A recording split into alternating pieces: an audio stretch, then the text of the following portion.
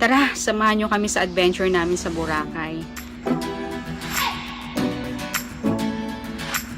Welcome to Crystal Cove. Ayan, picture-picture kami. Kayak. Tagabukat. Si JC, sigaw ng sigaw.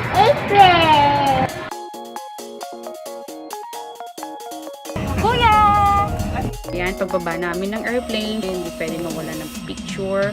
Sumakay na kami ng van. Go! Oops! Tricycle na kami papuntang Henan Garden Resort. Ayan, finally nakapag-check-in na kami. Grabe, sobrang pagod na kami dyan. Losyang na ako. Finally, nakapasok na kami ng room. Ayan, walang kapaghuran. Likot ni JC, parang na-recharge ulit sila nung nakapasok ng room. And then, kumain kami sa Kuya Jace kasi gutom na kami. Then after namin kumain, sumilid kami sa beach. Yan, sabi ko bukas na lang kami maligo kasi hapon na. Pero talagang JC at Gwen hindi nila mapigilan na hindi lumublob sa dagat. Ayan, pati ako nabasa na rin. Kahit hindi pa ako ready maligo kasi hapon na. Ayan, pati si Papa nabasa na rin kasi talagang wala. Talagang papigil yung dalawa. Talaga. And then, ayan, after ng gabi, nagpicture-picture kami, matutulog na kami para bukas. Ito yung Henan Garden Resort. Dito kami tumira ng 5 days. Ang daming coconut tree. Yung coconut tree nila walang coconut. Siguro tinanggal nila para walang mabagsakan, walang maaksidente. Yan si Kuyang kulit. Talagang steady lang sila mag-smile hanggang sa natapos yung picture. Talagang ganyan lang yung mukha niya. Nakakatawa. Ayan, island hopping na kami. Si JC, sobrang nag-enjoy. Si Gwen, napalakdana. Sobrang pagod. Aga kasi namin nagising.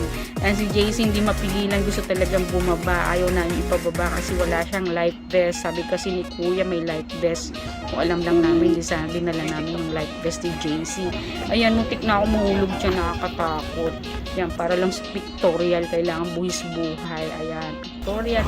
Kumain sila ng ice drop. Naku, napakamahal ng ice drop nila dyan. Pero carry lang para malamigan yung mga bata. Yan, si JC, lahat na lang kung kahit saan kami pumunta, ginagawang playground. Ayan, ito yung Jezabel. Talagang the best feeling na natupad yung pangarap ko na maging mermaid. Ayan, matagal ko na kasi pinapangarap yan na mag-pictorial ng mermaid, natupad din. Nakakatuwa lang kasi pareho kami ni Gwen naka-mermaid. Yan, picture sa Crystal Cove. Talagang sobrang na-enjoy namin dyan kahit sobrang init. Talagang carry lang, gora lang. Kahit sobrang init, picture dito, picture doon, kayak dito. Kahit sobrang init, sige lang para lang sa memories. Pati si Gwen, talagang hindi niya iniinda ang init. Talagang sobra silang nag-i-enjoy sa tubig. Talagang sisilip-silip pa sila sa crystal kayak. Kaya si JC na napakasipag mag-igib ng tubig. Ayan, may pa-surprise si Tihanik ko. Surprise birthday sa akin. Nag-dinner kami sa Henan Garden.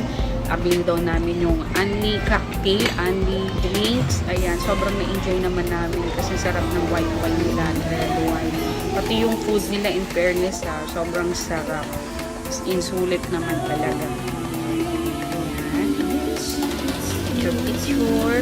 Grabe na ano ako dyan, naluha-luha ako sa surprise birthday party ni Honey ko.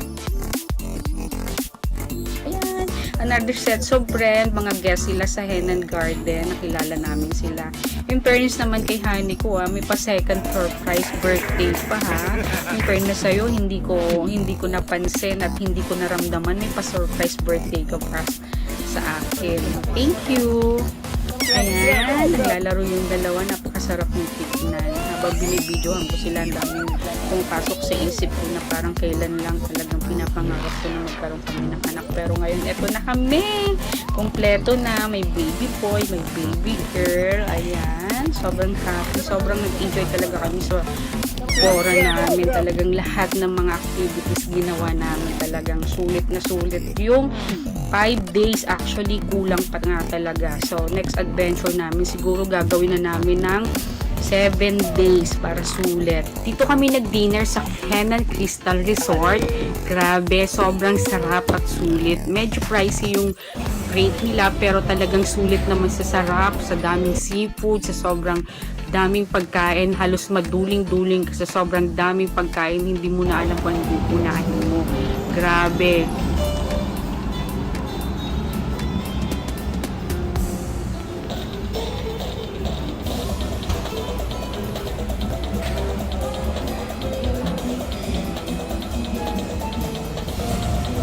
Ayan, yung mga cook sa kitchen. Kaway-kaway naman siyang kuya. Kaway, kaway-kaway.